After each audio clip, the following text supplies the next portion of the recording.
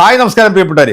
നമ്മുടെ കേരളക്കര ഒന്നടങ്കം പൊട്ടിച്ചിരിച്ചുകൊണ്ടിരിക്കുകയാണ് കേട്ടോ. ഒരു ഒന്നാന്തരം വേട്ടാവളിന് ഇത്രയും കാലം CPM-ന്റെ സഹയാത്രികനായി നടന്നുകൊണ്ട് CPM-ന്റെ ആദർശങ്ങളെ ചാനലുകളിൽ വന്നിരുന്നുണ്ട് ഘോരഘോരം പ്രസംഗിച്ച് എതിരാളികളെ നിഷ്പ്രഭമാക്കിയിട്ടുള്ള ഈ ഒരു വേട്ടാവളിയിൽ സത്യത്തിൽ എന്താ പറയണ്ട.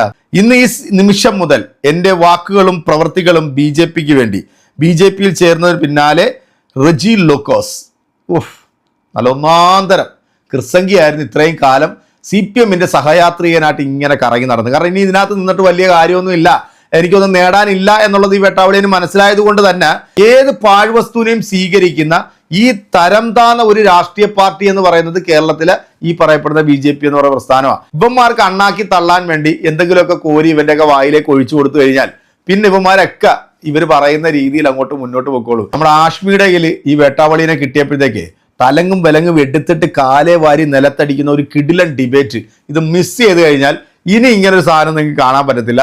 എന്താണെങ്കിലും അസ്തിത്വം പണയപ്പെടുത്തുന്ന നട്ടല്ലില്ലാത്ത പ്രവർത്തികൾ കാഴ്ചവെക്കുന്ന 2-3 ദിവസത്തേക്ക് മുമ്പ് ഈ ആഷ്മിയുടെ ചാനലിൽ വന്നിരുന്നുണ്ട് ഈ രാജ്യത്തെ ഏറ്റവും വലിയ വർഗീയ പാർട്ടി വർഗീയ പ്രസ്ഥാനം BJP ആണെന്ന് പറഞ്ഞ ഈ വൃത്തികെട്ട മനുഷ്യൻ ഉളുപ്പില്ലാണ്ട് ഒരൊറ്റ ദിവസം കൊണ്ട് മലക്കം മറിയണമെന്നുണ്ടെങ്കിൽ ഇവർ ഒന്നാന്തരം ക്രിസംഗി തന്നെയാണെന്നുള്ളത് നമുക്ക് മനസ്സിലാക്കി. ഇനിയുമുണ്ട് CPM-ലും കോൺഗ്രസിലൊക്കെ ഇത്തരത്തിൽ പ്രവർത്തിച്ചുകൊണ്ടിരിക്കുന്നത് അല്ലെങ്കിൽ ഈ ഒരു ചിന്താഗതി വെച്ച് പുലർത്തുന്ന ഒരുപാട് വേട്ടാവളിയന്മാർ അതിനകത്തുണ്ട്.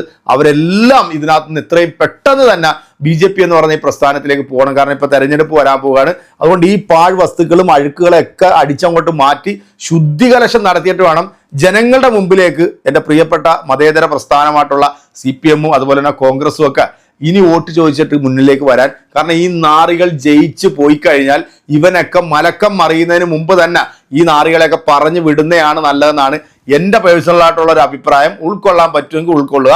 കാരണം കേരളത്തിൽ ഈ പ്രസ്ഥാനങ്ങൾ നിലനിൽക്കണമെന്ന് ആഗ്രഹിക്കുന്ന ഒരു വ്യക്തി എന്ന നിലയിൽ ഞാൻ എൻ്റെ ഒരു ചെറിയ അഭിപ്രായം പറഞ്ഞു എന്ന് മാത്രമേ ഉള്ളൂ. എന്തായാലും നമ്മുടെ ഹാഷ്മി എടുത്തിട്ട് ഈ വേട്ടാവളിനെ തലങ്ങും വിലങ്ങും എടുത്തിട്ട് കൊട്ടയുന്ന ആ വീഡിയോയില്ലേ കണ്ടോളൂ. പെട്ടപ്പൻ വീഡിയോ കണ്ടോ.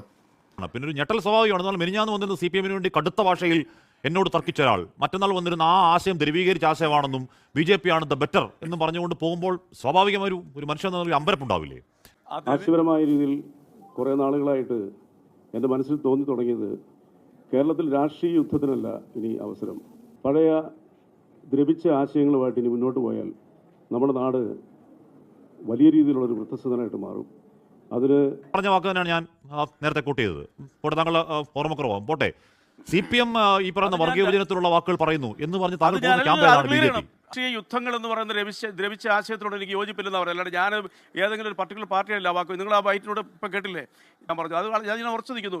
അതല്ല ഇനി വേണ്ടത്. ഇനി പുതിയ തലമുറയെ അഡ്രസ്സ് ചെയ്ത് കേരളത്തിനെ ലോകത്തിനൊപ്പം എത്തിക്കുന്നതിൽ രാജ്യത്തോടൊപ്പം ചേർന്നുകൊണ്ട് ഈ രാജ്യത്തെ ലോകത്തിന് മുമ്പിൽ 4ാം ശക്തിയെ വളർത്തിയ ഒരു രാഷ്ട്രീയ പ്രസ്ഥാനത്തിനോടൊപ്പം യാത്ര ചെയ്യണമെന്ന് ആഗ്രഹിച്ച ഞാൻ എങ്ങനെയാണ് നിങ്ങൾ ഒരാഴ്ച മുമ്പൊക്കെ താങ്കൾ പറഞ്ഞ കടുത്ത BJP വിമർശനം, BJP കടുത്ത വർഗീയവാദികളുടെ പാർട്ടിയാണ്, അത് പറയുന്ന വർഗീയ നാടിനെ കുട്ടിച്ചോറാക്കലാണ് എന്ന് പറഞ്ഞ് ഒരു മാസം മുമ്പൊക്കെ താങ്കൾ പറഞ്ഞ വാക്ക് കേൾപ്പിച്ചു തരണോ ഞാൻ?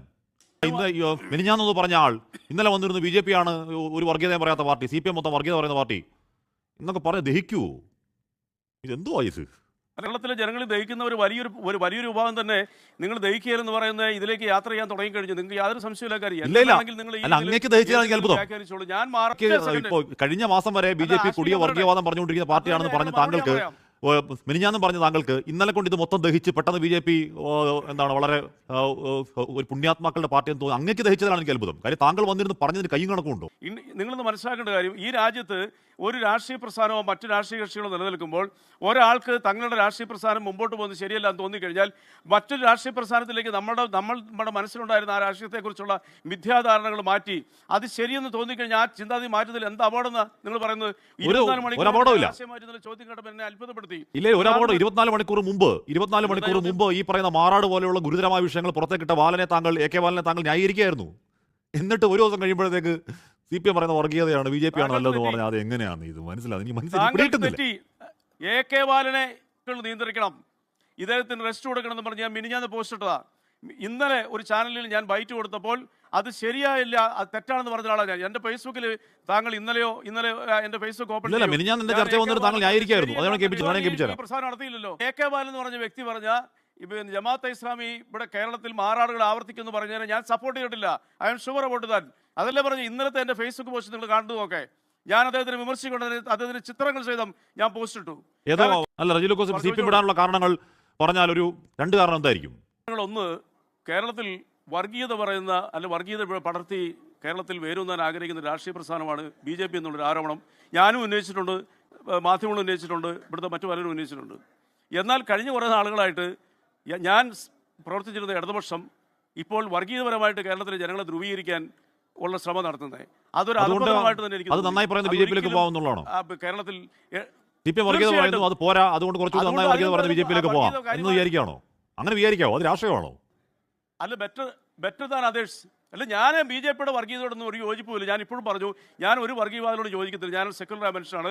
ഞാൻ വർഗീയതയല്ല ഇവിടെ സംസാരിക്കാൻ ആഗ്രഹിക്കുന്നത്. എനിക്ക് അതിനോട് താല്പര്യമില്ല. ഡെവലപ്മെൻറ്റ്സ്, കേരളത്തിൻ്റെ വികസനത്തിന് ഒരു കാര്യം ഞാൻ ഉറപ്പ് പറയാം, എൻ്റെ മാനസികമായിട്ടുള്ള പരിവർത്തനം വന്ന ആശയം കേരളം വികസിക്കണമെങ്കിൽ, നാളുകളിലെ തലമുറകൾ ഈ നാട്ടിൽ ജീവിക്കണമെങ്കിൽ, കേരളം ഒരു വൃദ്ധസദനം ആകാതിരിക്കണമെന്നുണ്ടെങ്കിൽ നിശ്ചയമായിട്ടും BJP-യോടൊപ്പം സഞ്ചരിച്ചെങ്കിൽ മാത്രമേ സാധിക്കൂ. കുട്ടികൾ കേരളത്തിൽ നിന്ന് വിട്ടുപോകുന്നു എന്നത് BJP-യുടെ നറേറ്റീവാണ്.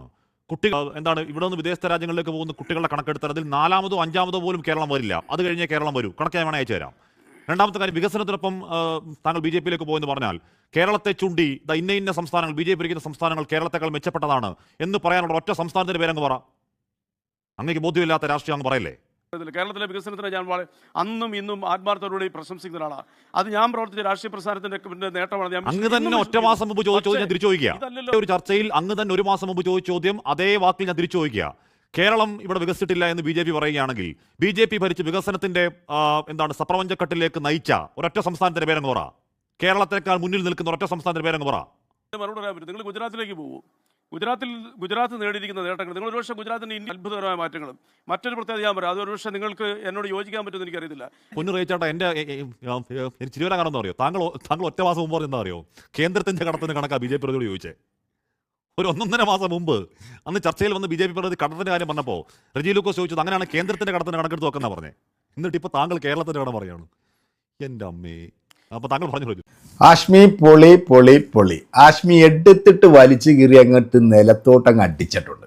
ഇതുപോലെ വൃത്തികെട്ട നിലപാടില്ലാത്ത അസ്തിത്വം മറ്റവൻ്റെയൊക്കെ കാലിൽ കൊണ്ട് പണയം വെക്കുന്ന ഇതുപോലുള്ള വേട്ടാവളിയന്മാരെ ഒന്നും ഈ ചാനലിനകത്ത് വിളിച്ചിരുത്തി ചർച്ചയെ ചെയ്യരുത്. കാരണം ഇതൊക്കെ വേസ്റ്റാണ്. ഇനിയുണ്ട് കുറേ വേസ്റ്റുകൾ പോകാനായിട്ട്. CPM ഈ അടുത്ത കാലം കൊണ്ട് വർഗീയത പ്രചരിപ്പിക്കുന്നു എന്ന് പറയുന്നത്. CPM-ലെ ചില നേതാക്കന്മാർ വർഗീയത പറയുന്നുണ്ട്. അതെന്തുകൊണ്ടാണ് എന്നുള്ളത് എനിക്കറിയാം. ഇവനെ പോലെ അവർക്കും ഇതിനകത്തോട്ട് ചേക്കേറാനാണോ എന്നൊന്നും അറിയത്തില്ല. എന്താണെങ്കിലും BJP എന്ന് പറയുന്ന പ്രസ്ഥാനം നല്ല അടിപൊളി പ്രസ്ഥാനമാണ്. ഒരു വർഗീയതയും പറയാത്ത, മതവിഭാഗത്തെയും ഒരേപോലെ കാണുന്ന, അവരുടെ മതവിശ്വാസങ്ങളും അവരുടെ ആരാധനകളൊക്കെ കൃത്യമായി നടത്തി കൊടുക്കുന്ന ഒരു പ്രസ്ഥാനമാണ് ഇന്ത്യയിലെ BJP, പ്രത്യേകിച്ച് നമ്മുടെ കേരളത്തിലെയും. അതുകൊണ്ട് തന്നെ ഇനി കേരളത്തിലും ഇന്ത്യ മുഴുവനായിട്ടും BJP തന്നെ ഭരിക്കണം. ഭരിച്ച് അവരൊരു ലെവലിൽ കൊണ്ട് എത്തിക്കണം. അത് എത്തിക്കുന്നത് വരെ എൻ്റെ റജി ലൂക്കോസ് ക്രിസംഗി അണ്ണനും സപ്പോർട്ട് ചെയ്യും. ഇനി അണ്ണന് പറ്റുന്ന രീതിയിലുള്ള ആൾക്കാരെയൊക്കെ ഇതിനകത്തോട്ടൊക്കെ ഒന്ന് വിളിച്ച് കൊണ്ടുപോയി അങ്ങോട്ട് നിർത്തണം കേട്ടോ. ഇതൊക്കെ നമ്മൾ കേരളത്തിലെ ജനങ്ങളൊക്കെ ഒന്ന് കാണണം. ഈ വരാൻ പോകുന്ന തെരഞ്ഞെടുപ്പ് അത് വളരെ പ്രധാനപ്പെട്ട ഒരു തെരഞ്ഞെടുപ്പായിട്ട് തന്നെയാണ് നമ്മൾ നോക്കി കാണേണ്ടത്. ഞാനിപ്പോൾ എന്ത് പറയാനാ? കാരണം പറയാനുള്ളതെല്ലാം ആഷ്മി എടുത്തിട്ട് അങ്ങ് അണ്ണാക്കിലോട്ട് അടിച്ച് കയറ്റി കൊടുത്തിട്ടുണ്ടല്ലോ. ഇതുപോലെ നിലവാരമില്ലാത്ത, ഇതുപോലെ വാക്കുകൾ മാറ്റി പറയുന്നവരെയൊക്കെ നമ്മൾ പറയുന്ന ഭാഷയുണ്ടല്ലോ അതൊന്നും വേറെയാണ്. പക്ഷെ അതുപോലും ഇവന്മാർക്കൊന്നും യോജിക്കാത്തത് കൊണ്ട് തന്നെ ഞാനത് പറയുന്നില്ല. നിങ്ങളുടെ കമൻറ്റുകൾ അറിയിക്കുക. നമ്മൾ അടുത്ത വീഡിയോ ആയിട്ട് വീണ്ടും കാണും. അതുവരെയ്ക്കും എല്ലാവർക്കും ബൈ.